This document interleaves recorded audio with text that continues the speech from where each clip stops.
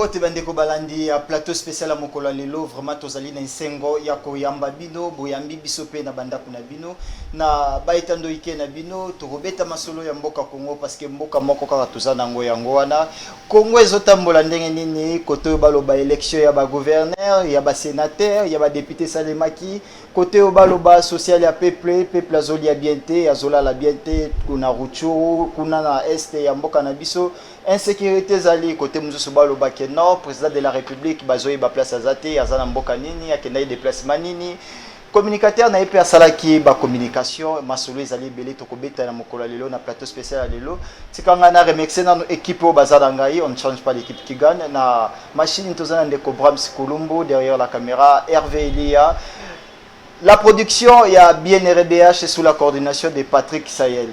Masolongo ya mboka Congo tokobeta nani azali analyste politique azali promoteur ya média en ligne lescombattants.net kombo na nani ezali ndeko Nico Fay on apesi mbote pe boye malamu na mokolo na plateau ya mokolo lelo ndeko Nico Fay Mbikai.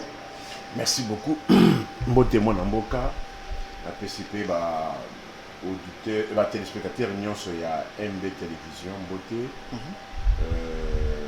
na oya plateau spécial en particulier je crois il y a eu première participation là la chaîne Oyo j'estime que non ce n'est qu'un début tous awana pour na kosala partage pour na ko bakisa maele pour na ko PCP moi ba information pour na oba na ngote mais j'estime que non et ça la émission moko kitoko makasi pour édifier l'opinion.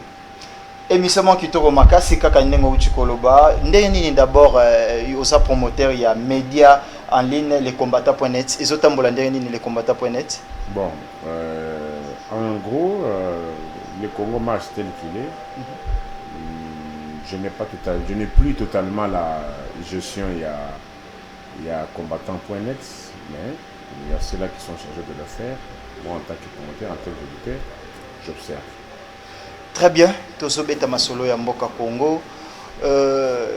Tomoni na ba papier komi ba jour boezani ni nano parce que tozo sur la masolo ya Congo na ebité oyo kopesa ngako ya mathématiques na plateau spécial to ezani ni la kisa biso no ba écriture ezani ni. Ah, otoni biloko oyo. Namoni ba écriture oyo et auto sal incident moko lelo. Oh, incident ni sali. Nazo ebate incident moko le kadi lelo voilà qui na chaîne moko concurrente na mona oyo nani Manix Iyenda. OK. En plein débat, manque d'arguments, il s'est mis à ba document nyonso o izaki na plateau et belé à pasoli yango. Il a détruit méchamment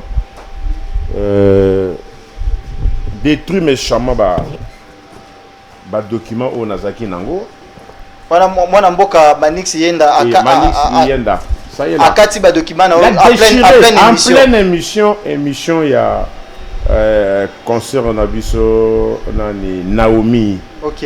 Naomi lelo le 9 na émission 10h o Naomi asalaka tous les jours la chaîne à Congo Buzz. À Congo Buzz.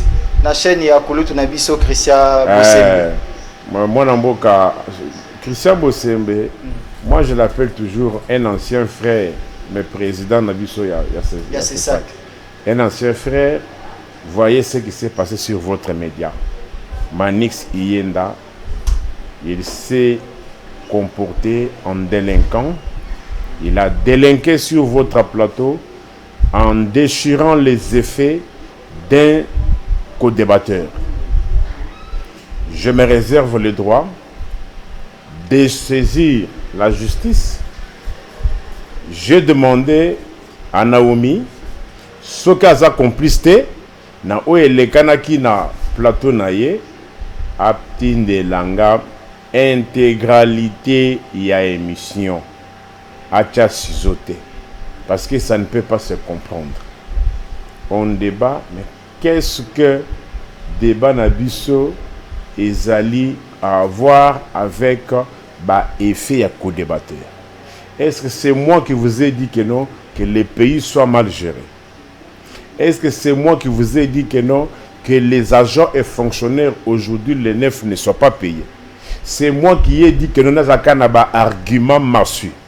Non.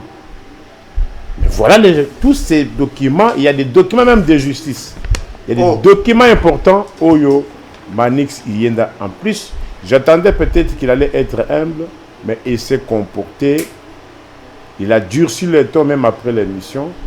Et le Goga Naza Kosenga Kaka, l'autre estimé concerne Abisso, Naomi, Abdin de Langa, lien, il y a émission, il y a Lelo, il y a 10h, le 9, Ciseaux et les Kanaté avec cette partie. Alors, pour tout le monde qui va. Pas document, mathématiques, Oyo, Yangombe, à plus P, au moins, tu as un système, il y a papier, tableau exaté. Nazali ko senga na bandeko oyo basala ka ba promesse ko benga o to ko sala o ba benga o to tinda plateau to tinda mbongo somba plateau tableau ba sombi batini mbongo te. Y compris lui-même Manix aussi a fait cette promesse. Mais lorsque je lui ai demandé, j'ai dit que non.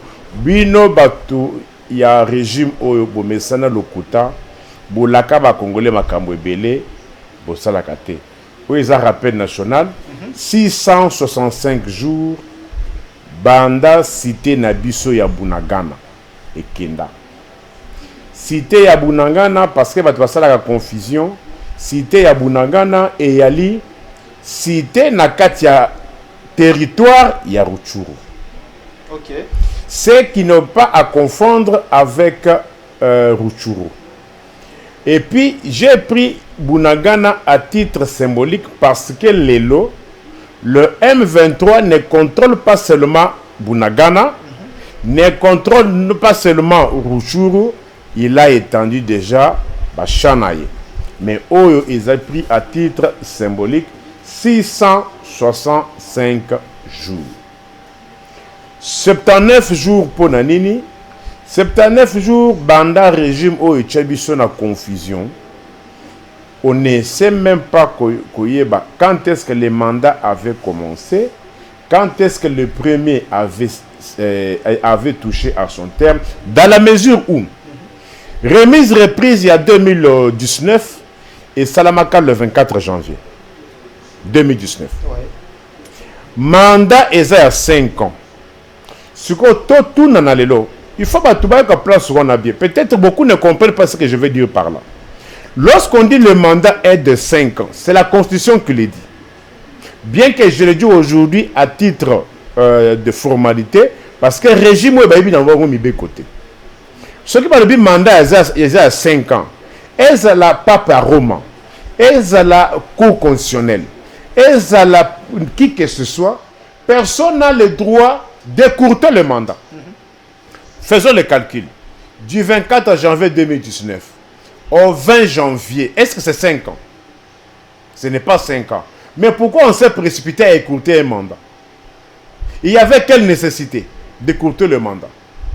Et je profite aussi pour lancer l'appel à tous les bienfaiteurs et tous les politologues que j'ai un projet d'organiser un grand colloque pour qu'on arrive avec les politologues, pour qu'on trouve les concepts qui conviennent.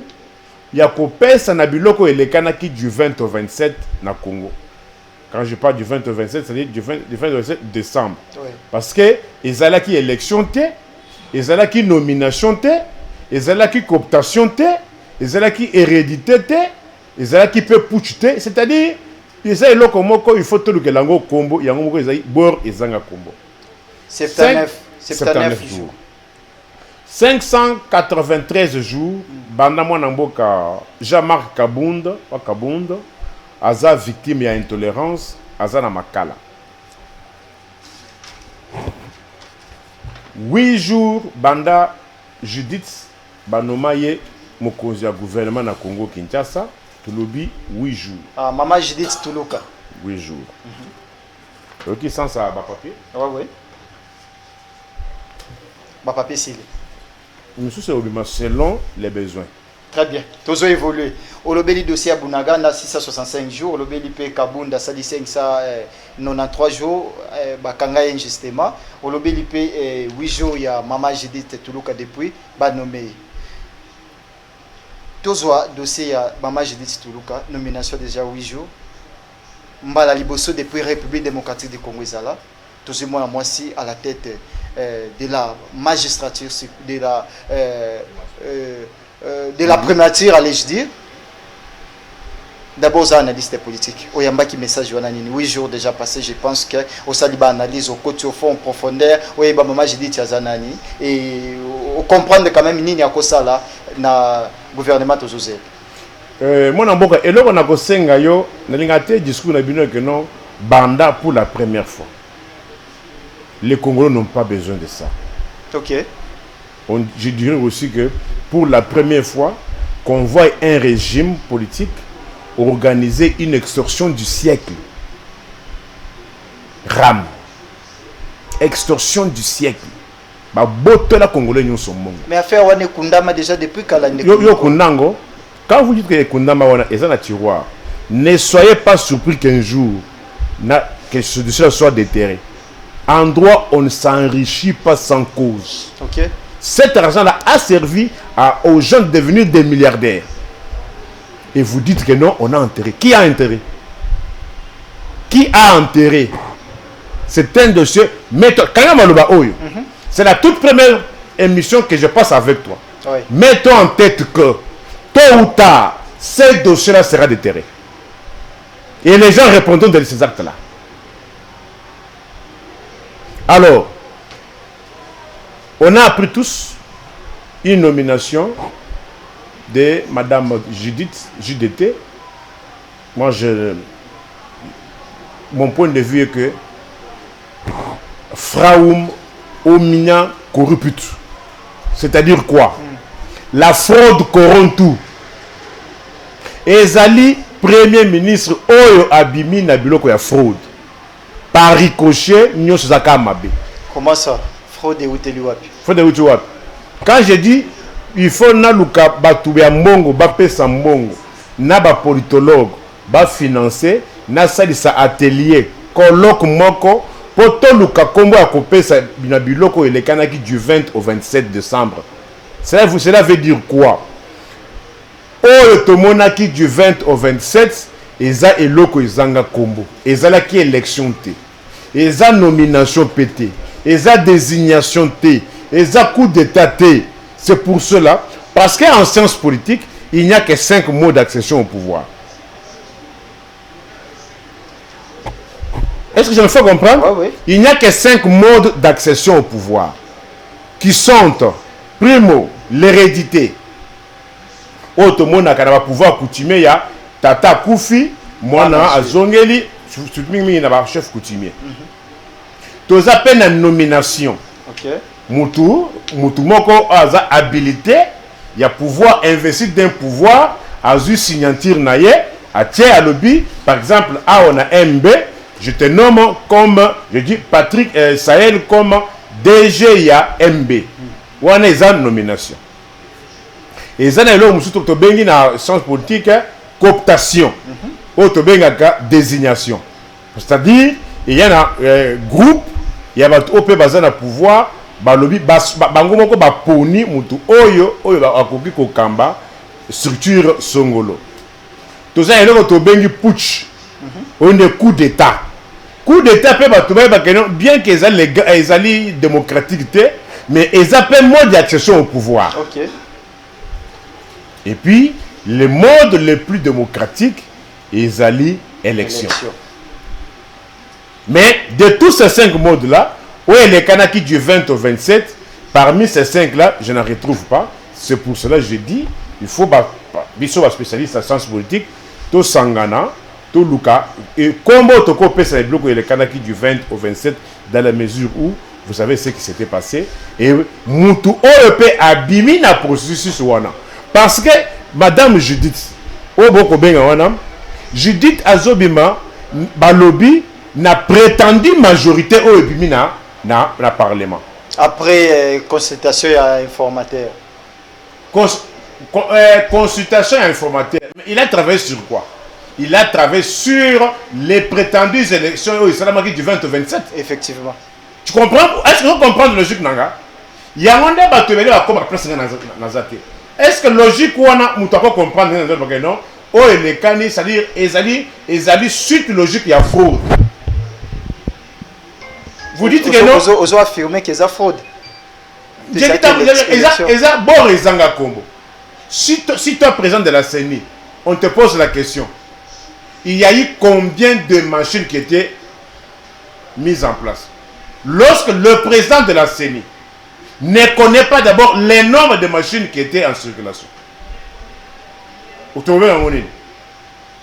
On vous dit que non, élection, il dit plus d'1,3 milliard.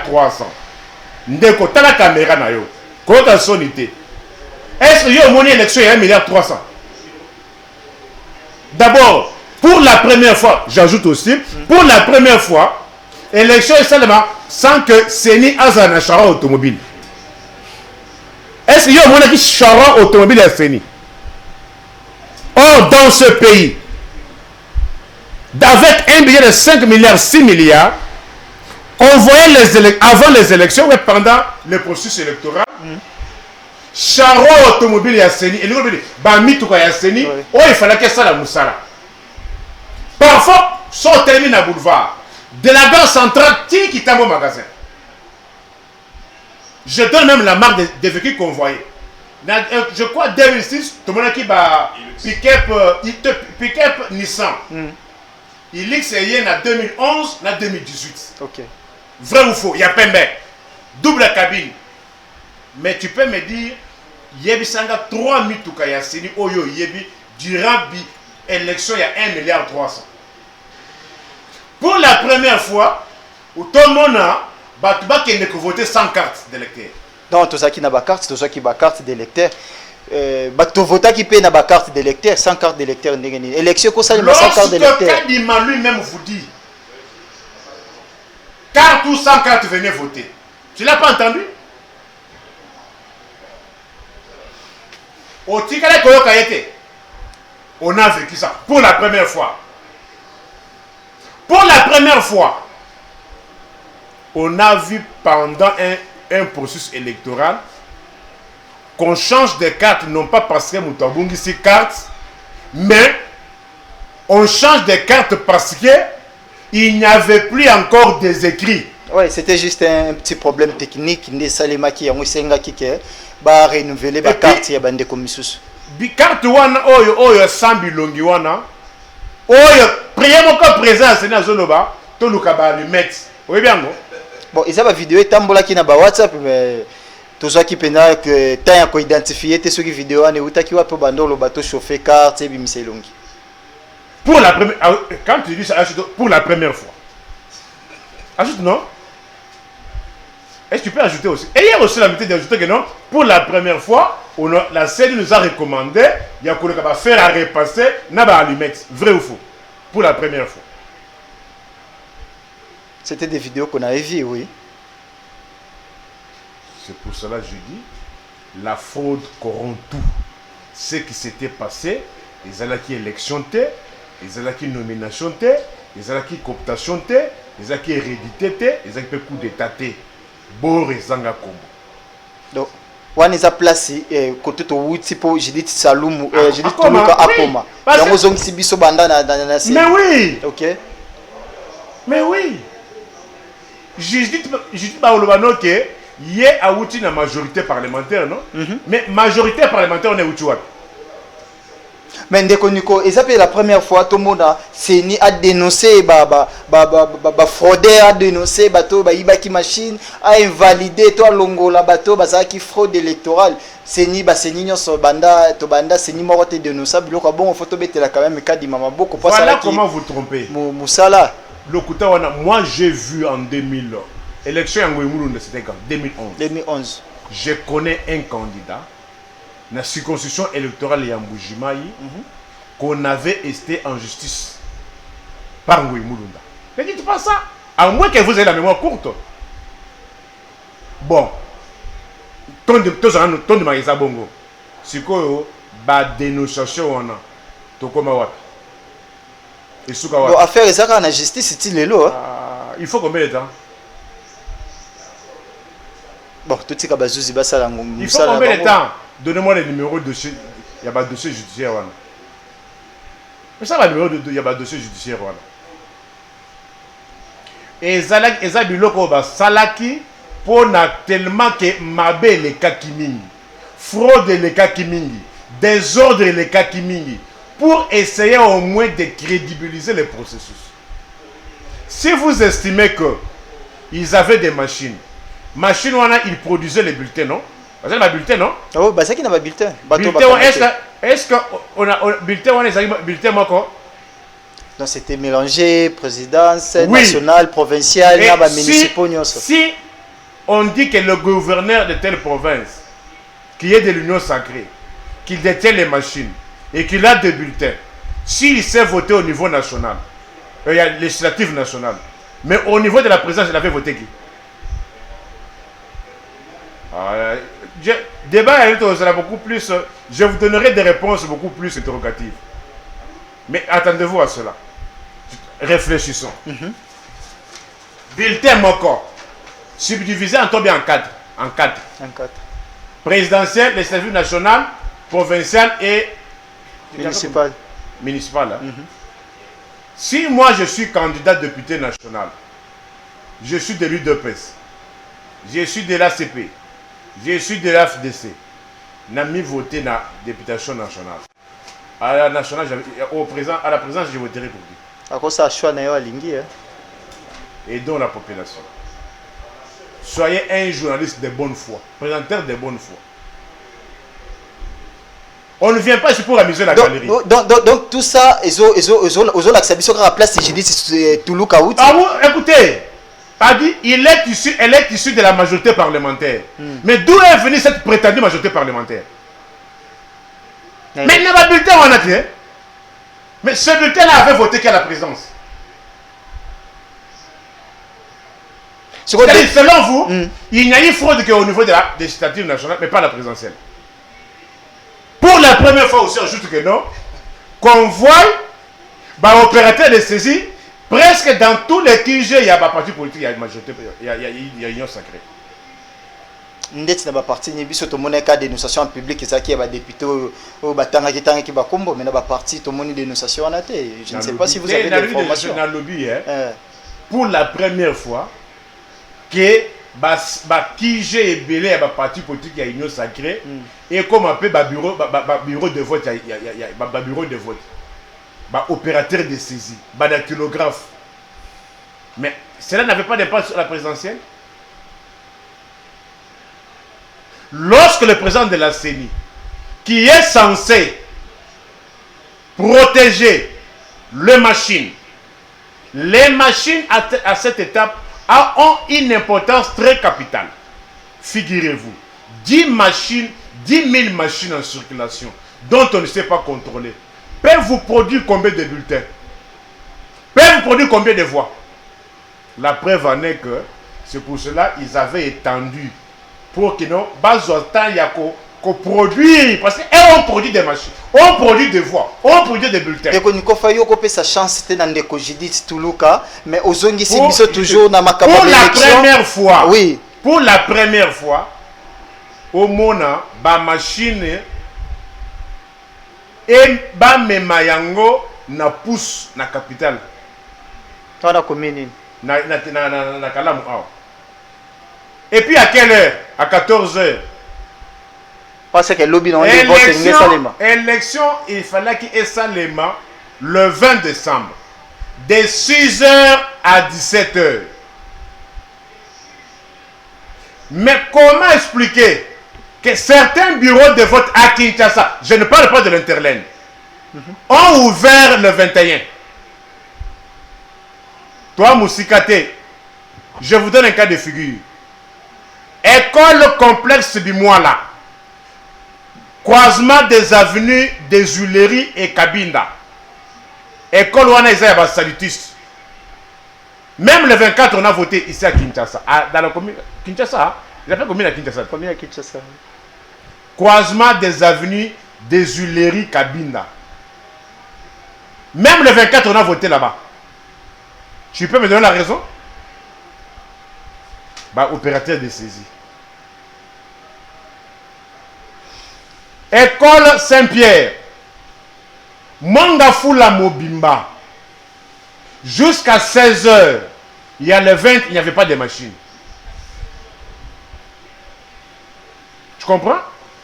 Alors, vous allez me dire, moi, otage de principe, esclave de la science, que j'accepte une telle forfaiture? Alors, l'essentiel. Très bien. Kozong Sabiso na makamaba élection te. Tobetama mukeli solo ya ndeko Madame Judith Tuluka, première ministre. Tozozela gouvernement. Est-ce que Maman Tuluka a koki kosala mieux que Sama Lukonde? Bon. Que l'opinion retienne que JDT a mutosikaté. JDT so Judith non? Oh, peut ça y c'est non. On n'a pas de raison. Judith, JDT. Pourquoi avance les arguments? Vous avez tendance à mystifier, il faut les simplifier. Lorsqu'on dit DSK, Dominique Strauss-Kahn, est-ce que ça lui gêne? Là où, dans les États. Mais pourquoi vous voulez ici, là où nous ne sommes même pas dans un État, vous voulez encore réouvrir le code de Makandaka? Pourquoi? Nous ne sommes pas dans un État. Nous ne sommes pas dans un État. Nous ne sommes pas dans un État. Et je commence par vous donner certaines réponses qui démontrent que nous ne sommes pas dans un État. Tu peux expliquer aux Congolais comment des gens qui ont été publiés par la CENI, confirmés par la Cour constitutionnelle comme députés, mais au Bazakina exécutif, conformément à l'article 108 de la Constitution, qui dispose que le mandat de député national et de sénateur sont incompatibles avec membres du gouvernement. Les mêmes membres du gouvernement qui étaient publiés par la CENI, pour ne pas dire élus, saisissent la Cour constitutionnelle. La Cour constitutionnelle ne donne pas droit à les requêtes, à lobby. Vous devez faire les choix. Mais lorsqu'ils arrivent devant les tout-puissants du Congo, il y a un lobby, arrêt, met de côté l'arrêt, met de côté la constitution, lui, vous appelez ça État? L'État est régenté par le texte. L'État n'est pas régenté par les humeurs d'un individu. L'oligarchie congolaise aujourd'hui voit le train de vie qu'il mène et ceux de la population. Vous appelez ça État? L'État, la théorie de l'État évolue. Lorsque l'État est incapable de sécuriser personne et leur bien, lorsque l'État est incapable de remplir sa mission régalienne, qu'on fout à Kabatou, on cesse d'être l'État. On devient État non État. Très bien. Une parenthèse, il y a Maman Judith. Au Kolobelani, ni Bakongomani, ou Bamoni, mon amour, si azui primature. Moi, sur Omobali, les relations entre gouvernants et dirigés. Les devoirs des dirigeants vis-à-vis des dirigés, c'est quoi? Remplir les missions de l'État. Qu'on sécurise Batuna Biloko Nabango. Est-ce que les lots na Congo peut-on encore parler à sécurité? Au Congo. Au lieu, l'État s'impose. Je définis l'État selon Max Weber, le plus grand référent. Max Weber définit l'État comme étant une organisation politique dotée du monopole de contraintes physiques sur un territoire donné. Quand est-ce qu'on a commencé à parler de l'État? On a commencé à parler de l'État vers la fin et le début du XVIIe siècle. Fin 16e siècle, n'a début à 17e siècle. Pourquoi on s'est résolu à créer l'État? Parce que la société est coquette sans l'État. Moutonga contrôle. Figurez-vous, mon frère, Lelo Oyo, s'il n'y avait pas l'État, s'il n'y avait pas le pouvoir public, ce serait la jungle. Et après avoir créé l'État, on a dit, l'État a coquille cotique à la beauté, il faut pas doter d'un instrument de dissuasion. C'est ainsi qu'on a doté à l'État la police, l'armée et services de renseignement. Mais Zaïre, Congo et Alélo, parce que nous sommes maintenant retournés à l'époque d'Isaïe. Oui. Est-ce que toi tu sens la présence de l'État dans tous les secteurs? L'État, au lieu de s'imposer sur le plan sécuritaire, l'État préfère réconcilier les deux chefs coutumiers. On est où là? Mais c'est parce si vous êtes incapable, parce que mon frère, il ne faut pas se jouer de l'État comme ça. Allez-y. Si vous êtes incapable, rendez le tablier. L'État impose. L'État, on lui reconnaît le pouvoir, le monopole. Il y a contrainte physique. L'État doit briser les résistances. Maintenant, si vous avez insécurité, c'est la plateau à Bateke. Vous en parlez de moins en moins. Avant-hier, il y a eu combien de morts? Après que Antoine Yemoko a sangé sa chef coutumier. Mais un jour après que Sangana Yabade chef coutumier, on a massacré les Congolais là-bas. Et l'État, ça c'est Kagame encore qui a fait ça. Dialogue pesant, voix où l'État veut payer. Ça c'est Kagame encore. Plateau à Bateke. Insécurité, et ça Kagame. Ou bien ça Kabila. Je t'ai dit aujourd'hui, nous allons passer une émission, je vous donnerai des réponses interrogatives. Celui qui sème la terreur, plateau à Bateki, c'est Kabila ou bien c'est Kagame? Basate dans la situation. C'est qu'il y a eu, vous avez parlé des prétendues élections, non? Est-ce que l'élection s'est mise à quoi? Non, non. Pourquoi il n'y a pas eu là-bas? Pour le dossier, il y a TKYaka en fait, c'est ça. Le bas insécurité. Bon, TKYaka dossier. Lorsqu'on parle de TKYaka dossier. Le bas insécurité. Mais c'est ça. C'est un moyen, comme on a matériel, au moyen à l'ingeti, à quelque chose, il y a eu Jeff Kuna. Exacté. Au moyen qu'il y a eu Exacté. Oh, Michel, là, qu'il y a eu Exacté. Vrai ou faux? Oh, un général tel. Moyen comme on a Exacté. Où est l'État? L'État, c'est la puissance publique. L'État brise la résistance. Mais si il y a de particuliers qui commencent à faire la loi, à la place de l'État, mettez-vous en tête que nous tombons dans l'État non-État. C'est l'État dans lequel nous sommes aujourd'hui. Et qui sait aujourd'hui que non seulement que nous ne sommes plus dans un État, aujourd'hui, nous sommes en train de perdre même le pays. La théorie du pays et celle de l'État sont distinctes. Ils ont le comment voter. L'État est un pays. Je t'ai démontré comment nous ne sommes plus dans un État et je vais te démontrer comment nous ne sommes plus dans un pays. Nous sommes en train de perdre le pays. La théorie du pays est liée à l'espace géographique. 2 345 qui est quelque chose comme ça. Lelo, Moukantombolo, Judith, président Général de la République, Premier ministre. Général Daïoué. Ce sont des autorités du pays quand même. Vous ne pouvez pas dire Moukantombolo, Judith. Peuvent-ils aller à Rouchou? Pas que c'est la autorité à l'État. Tozo komaana ndeko niko fai tozo komaana nalinga komi côté social mais actualité moi bouja qui na RTBF ba confrère na biso ya Belgique lobby to vanda boy ba lobby que déplacement ya chef de l'État azana Braza pour à célébrer 30 ans génocide rwandais bango mokopé na Kigali allez je dire na Rwanda bango mokopé ba yaki ko désannoncer information. Au juste, vous êtes aussi analyste politique. Président de la République actuellement, Poutine, Salam a bien pays étranger. Porte-parole dans le bien pays étranger, m'a précisé pays na tweet na. Tu as vu tu viens encore de mettre de l'eau dans mon moulin. Toi, tu connais dans un état où on se limite à lui seulement qu'il est à l'étranger, même quand il y a polémique. tu viens encore de confirmer qu'ils ne sont plus dans un état. À cause que ça peut pas faire privé, non? Il s'est déplacé avec l'agent de qui?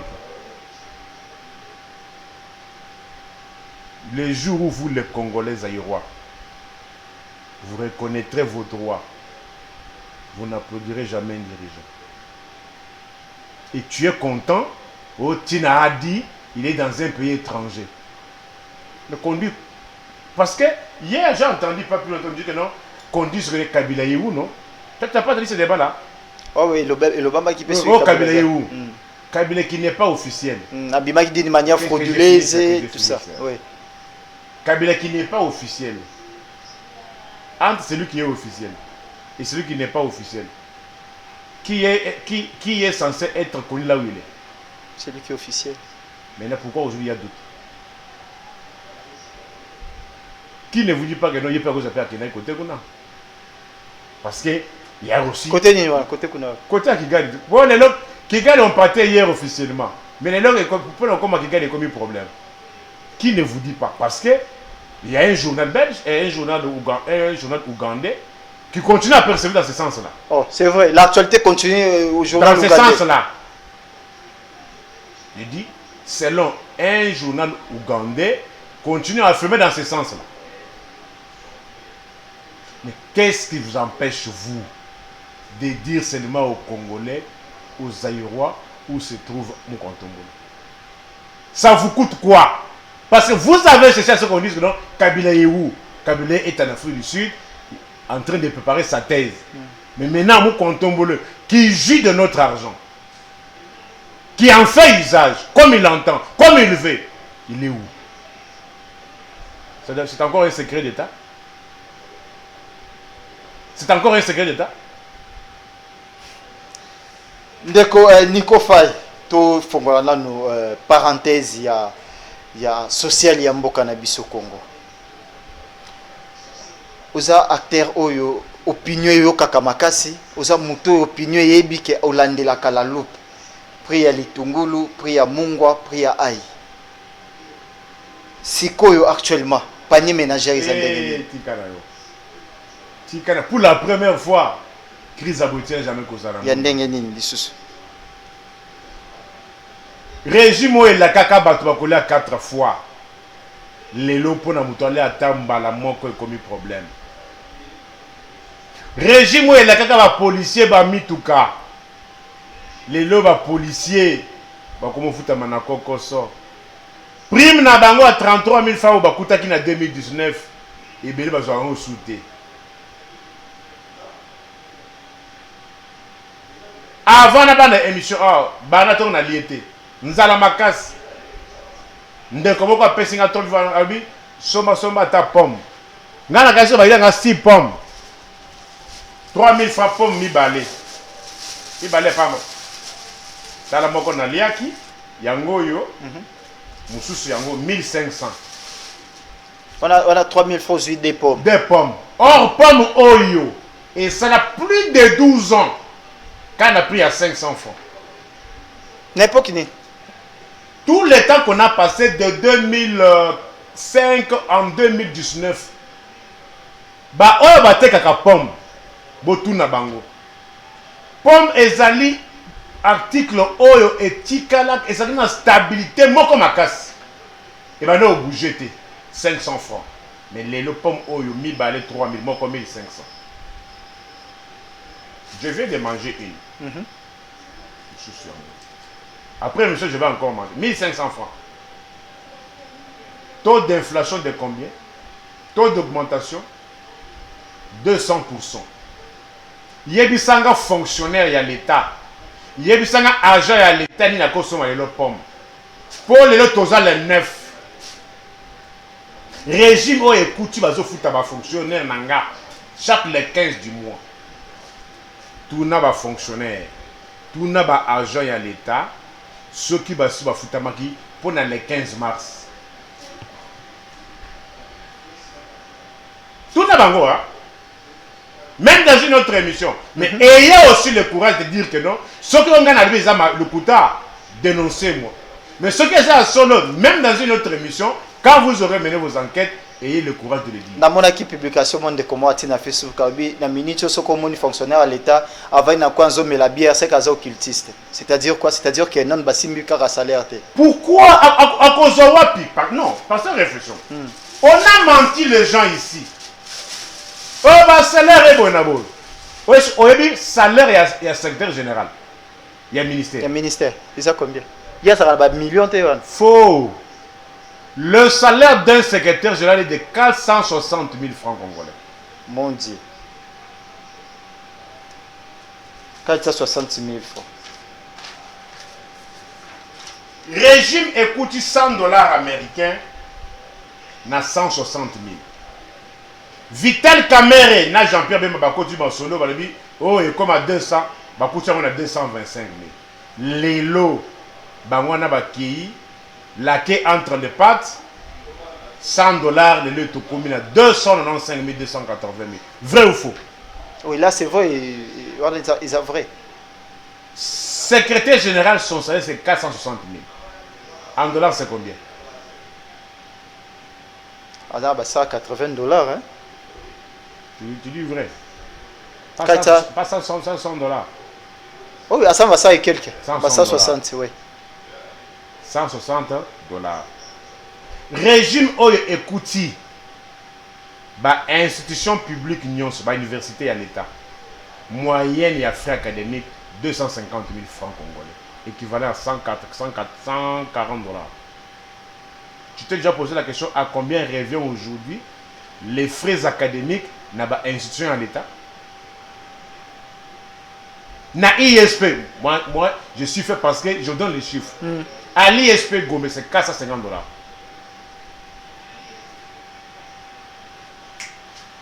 Dites-moi, quelqu'un, secrétaire général, c'est-à-dire le grade le plus élevé à l'administration publique.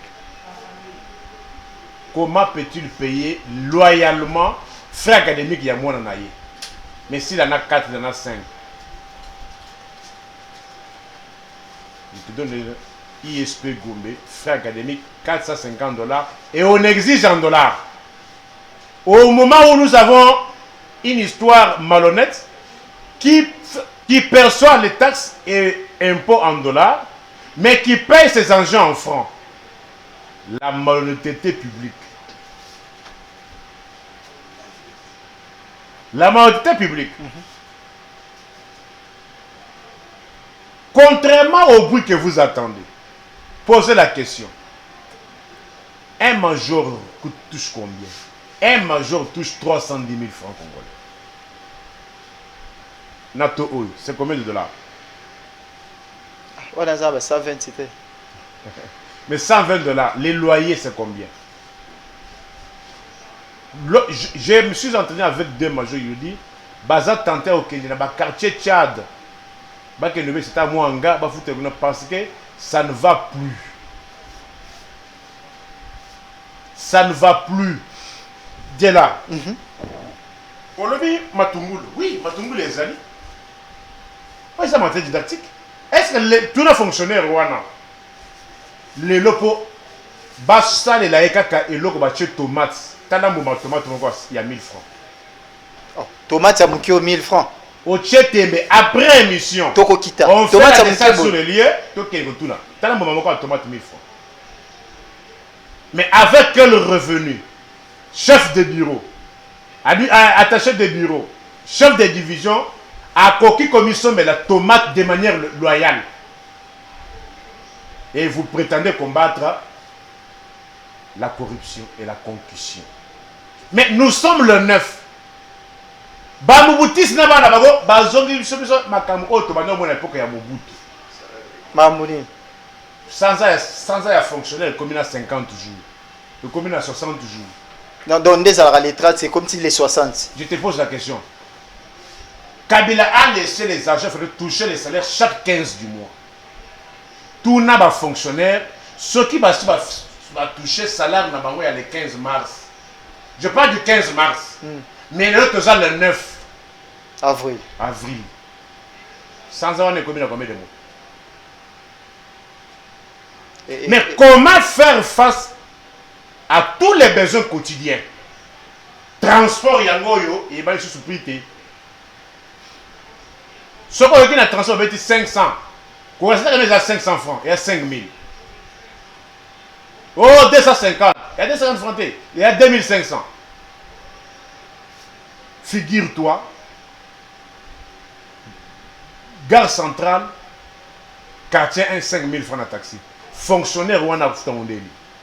Est-ce qu'il y a encore 30 jours à Moussala? Tu as la aïe. Tu parles de aïe, non? Oui, oui. Aïe, il y a 300 francs. Il y a la aïe, tu vas 300, 200 francs. Mais où est mon 300? 300.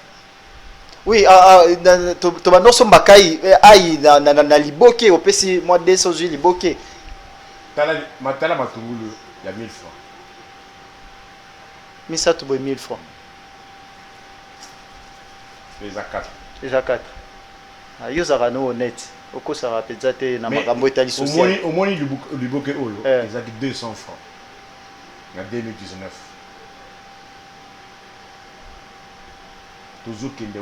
Les salaires n'ont pas bougé, contrairement au mensonge. D'ailleurs, il y a beaucoup de services qui percevaient les primes, mais qui n'en reçoivent plus. Ils ont été agents, journalistes à RTNC. Ils n'ont plus de primes. Mais ils ont trouvé des primes là-bas. Ma prime a quitté au pays de sous. Je te fais voir. Hein? Oui. Net yo, n'engozonga la wana. Il faut ça, ma savon est bien. N'entinga. Na sokolaka na savon oil.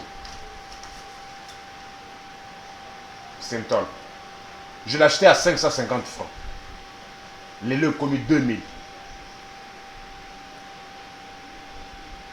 Est-ce que fonctionnaire qui l'utilisait aussi en son temps peut-il encore l'utiliser aujourd'hui à 2000 francs? Avec quel revenu?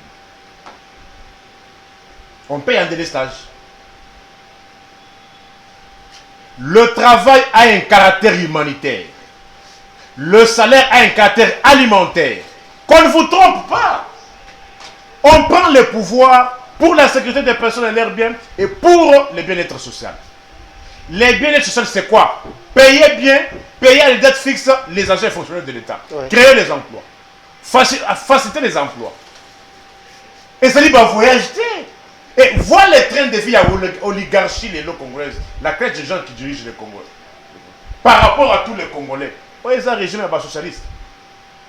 Dans le train de vie, na bango. Nabasi na bango. Basak à il y a Hermès, 27 000 euros. Oh, moi, ça n'a rien à ça. Basi na bango. Ça peut être 11 000 euros. Oui, ils ont un train de vie, ils ont un régime socialiste. Au moment où celui que tu dois payer 280 000 francs, tu ne l'as pas encore payé, mais toi, ta femme, au sommet, ça part à 11 000 euros. Bonjour, parlementaire, parce que le Congo a reculé. Je vous avais prédit. Avec les mobilistes et leurs enfants. Très bien. Tu as évolué dans le dossier social, oui. Dossier social, hein? Tu as évolué dans le social.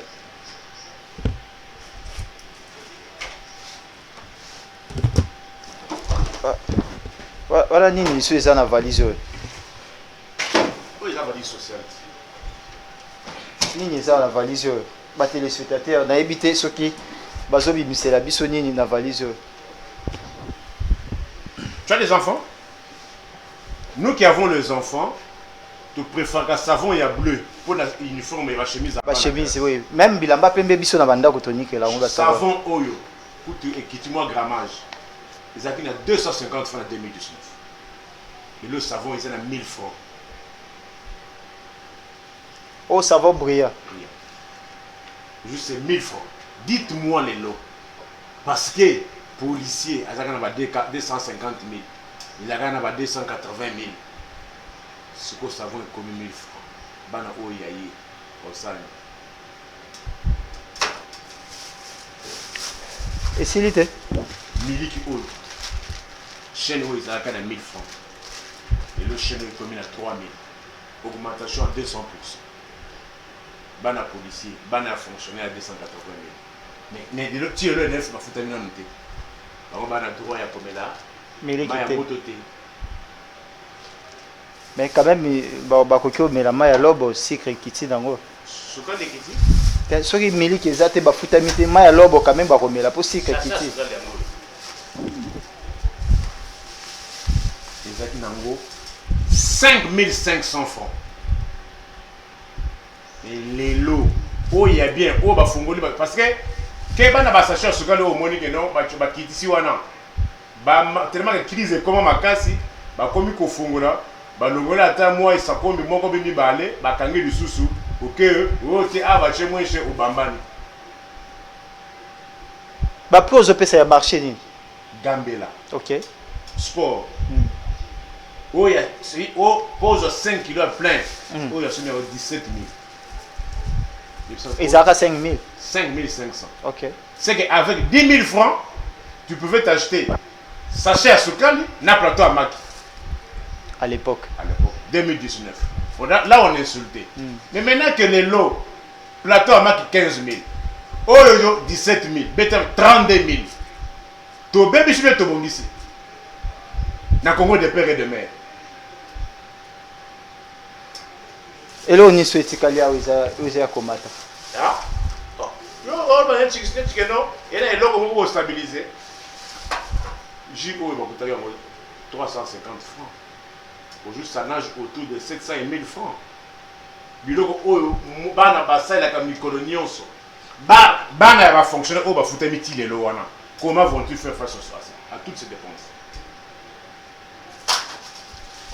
3 savons au génie, c'était 500 francs. 2019. Mais les 3 savons est combien? 1700 francs. Taux d'augmentation est de combien? 220%. Est-ce que le salaire des fonctionnaires ont-ils suivi même à 50%? Je vous donne ce que les Congolais utilisent tous les jours. Ah, oh ma futambila. Futambila. Oh, ils ça les mains quand on a Congo central là. Oui, Ukraine. Et ça les mains Congo central. Oui, Ukraine. Mais pour nous voyager, Ukraine c'est la carte. Au sommet, un sac à main, il y a 17 000 euros. Pour nous Ukraine c'est la carte. Masangu peut tokenda en Namibie. Poisson de Namibie. Masangu tokenda Zambie. Ils ont 1000 francs. C'est 5 000. Taux d'augmentation de combien? 400%. On va foutre un billet au tolambela à Pondo. Mais c'est ça, non? Makala les lots, courage à souper. Makala ils ont 200 francs. Bah maman batata, est-ce que dans ma quartier n'a vu non? Makala 500 francs ils ont sous. Il y a 500. Il y a 1000 francs couteau. Et là, bata faut foutre. C'est ça la vie de l'homme. Quand vous dites amélioration des conditions de vie, c'est ça. Ce que tu utilises tous les jours. Même quand nous pensons à l'émission, tu vois l'espace à l'émission, vous pouvez entendre ça. Tout c'est la groupe électrogène, Courez à la terre. Toi la vie, voilà, pena ngamo pena bakisi maloba. Coura, ça ne va pas. Oui, mais quand tu as vu ce bal à Mickey, tu vas nous la ming bamwingi, na ba kundete. Tu vas nous la madis. Na ba petit pois, ba madis mo. Mais les lots, moi ça la constat. Kunde na mwingi moi en plein ma casse. Vous savez la cause c'est quoi? Oui. Un scientifique ne se limite pas seulement aux effets, doit voir les causes. Et sur les que non, et bundeli amade so ezaka 1000 francs. Yama imoko ya big bill. Le comme 4000 francs. Ya monde bato komo kimena bangwengi. Et bundeli ambwengi ezaka combien? Ezaka nango 500 francs, 600 francs. Mais le moins ils ont nagé entre 2200 et 2300 francs.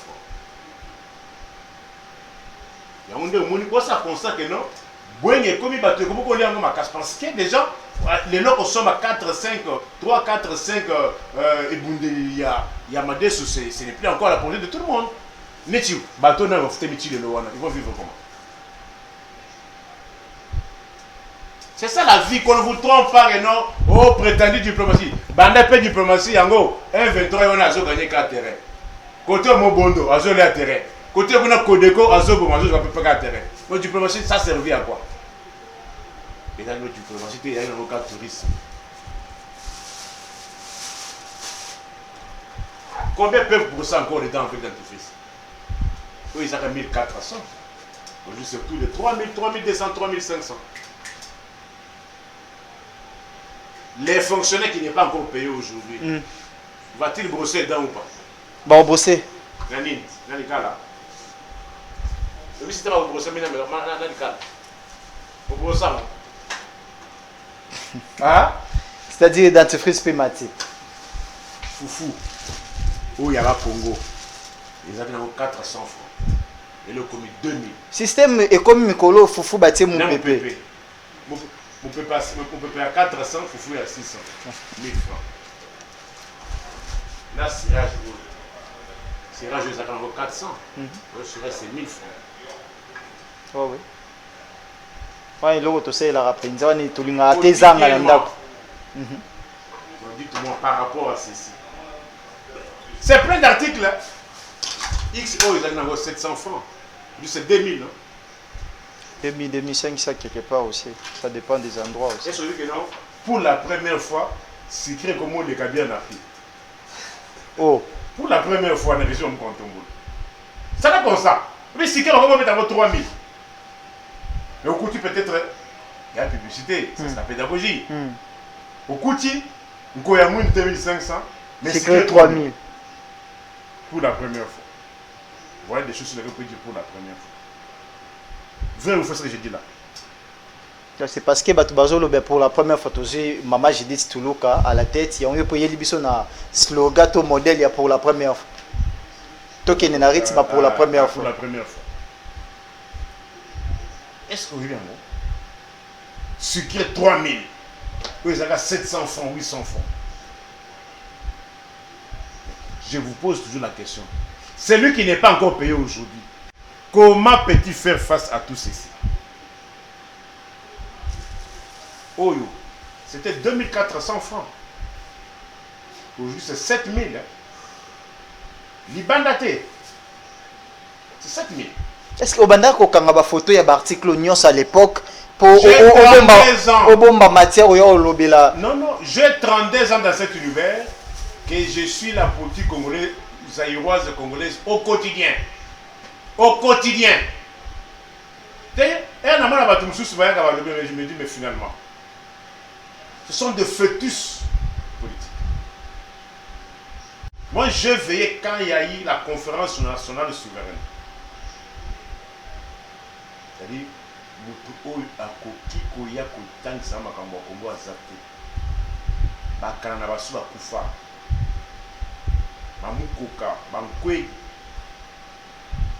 Maître Kinkela, Docteur Sonji, Enoch Maving, Namus Maving, Jean-Paul Kangao. Tu vois la vie de l'homme? Et qu'est-ce que maintenant on a promis au Congolais? Qu'est-ce qu'on en a fait? Les lots on a quitté ça, mon frère. Qu'est-ce qui en reste encore? Nzele Zawapi. Awa, toza ni Gambela te.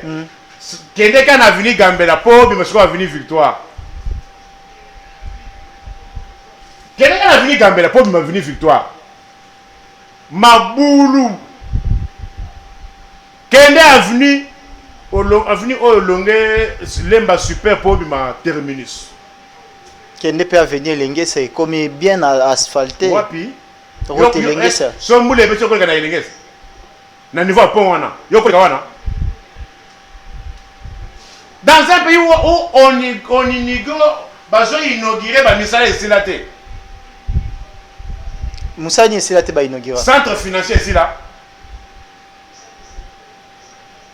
au Kenya est là au Tchétébé deuxième devoir so Tchétébé après monsieur Tokeni centre financier ici là bâtiment ya maman mio ici là. Mais bah inaugura. Mais c'est ça non? Populisme. Tozo qui est Nasuka il y a émission Nabila 5 ans ya Félix Tshisekedi et là on y a Simba parce que social la télévision hein? Rien. Atelo komoko. Atelo komoko na 5 ans na. Vital Bakenda Zambi bona recevoir 500 tonnes ya masanga to comme Docteur ba 5 ans ya Félix Tshisekedi Félix. Et là komoko tete ya mukie o Simba. Est-ce que non? Durant les 5 premières années là, on a passé tous ces 5 ans là sans défilé d'indépendance. Il y a besoin d'indépendance. Tu connais la cause? Pourquoi? Il n'y avait pas de tenue, les policiers et les militaires n'avaient pas de tenue. Est-ce qu'il y a eu un défilé à l'indépendance dans 5 ans? Ça n'a pas eu lieu. Un régime qui trouve une compagnie d'aviation nationale avec les aéronefs. Lélo, la compagnie d'aviation nationale congolaise n'a plus d'aéronefs. C'est quel bilan? Un pays où il n'y a pas de passeport, c'est quel bilan? C'est quel bilan? Un pays là où vous trouvez les primes, ils ont trouvé un professeur ordinaire. Là, il y a 3 millions de francs congolais. Équivalent à plus ou moins 1900 $. Mais aujourd'hui, allez poser la question à un professeur, on les paye aujourd'hui 3 500 000. C'est combien de dollars aujourd'hui? Moi, je vous donne les chiffres. Hein. Il va coûter un magistrat, s'il te plaît. Les magistrats, les nouveaux magistrats recrutés ici, qu'on a mutés sans frais de déplacement. Et là, on va moi flash mon corps. Quand la flash n'est pas payé sur le magistrat. Flash, il y a flash 10. Flash 10. Oh, pour ça, non, oui. Pas de code dans la carte. Bah, livre, ils ont la carte. Mais il a prétendu 16 milliards. Merci, merci beaucoup. Combien esprit de vie et la source? Et lis-moi. Pourquoi? Pourquoi on n'a pas su renouveler? Bah, on va renouveler Transco, bah, côté un esprit de vie après. Oui, mais Transco commence à demi-terrain. Côté ni Transco, ça à demi-terrain. Victoire Gare Centrale. Saint-Raphaël, quartier 1. Merci beaucoup Ndeko Nico Fine, merci beaucoup vraiment. Yozali Molobelia Pepe vraiment surtout Vandinoa. Et monsieur Sélé, tout ça une heure de temps vraiment. Ça il était combien? 3000. Les a 1600. Vrai ou faux? Oui, je les reconnais. T'as la consommation à Bamega. Moi j'estime que Ramouana ils ont formé Moussous. Bamega comme Kembam. Somaka Mega il y a 1 mois. Pour ça, il doit avoir 20 jours comme il passe. Constat, moi je l'ai. Hein? Merci, merci beaucoup Ndeko Nico et monsieur Seli, merci beaucoup vraiment pour répondre Ngonga. Pesa ba Congomani mbote ya suka comme ça et monsieur Seli. Oui, ba Congolais au bas na Congo, ba Congolais bas na diaspora, on est là pour dire les choses telles qu'elles se présentent. Nous ne sommes pas là pour calomnier, nous ne sommes pas là pour insulter, nous sommes là que pour dire rien, la vérité, rien que la vérité. Ceux qui coulèrent les rouges, le gars les rouges. Ceux qui les pembe, le gars les pembe. Mais ce que nous devons retenir, la situation des Congolais aujourd'hui, elle est intenable. Et l'église, c'est beaucoup de Kawana. Ceux qui moulent les bêtis pour les canapons en athée. Au moins, lobby, j'avais dit que pour qu'il y ait un stade Tata Raphaël, comme il n'y a pas la préparation, il n'y a que le match vu des populistes, bah biscuit au bâton dans le stade Tata Raphaël, bah tcha toiture T. Mais 325 millions de Congolais qui est là. Donc, comme au tchabach du colo. Dal où il fallait qu'il bouka pour kota ba yeko bakisa dal mais tata sikoyo des gars ya o komisi et comme ko bloqué ba merci il y a des débordements na ça. Merci vraiment de Koniko Fa na koyandola l'invitation à Bisso. Je pose la question, quand est-ce que je viendrai ici passer l'émission avec l'électricité de la SNEL? Faut ça groupe. Voilà, faut ça mbela makasi pour SNEL vraiment ça ne va pas. Merci beaucoup. Prochainement, tu vas être solo et belé pour nous dans la valise sociale du peuple congolais. Merci à vous aussi, fidèles téléspectateurs. Merci à Patrick Sayel, les coordonnateurs et toute l'équipe de MB Télévision. Quant à moi, je vous dis au revoir dans nos prochaines éditions.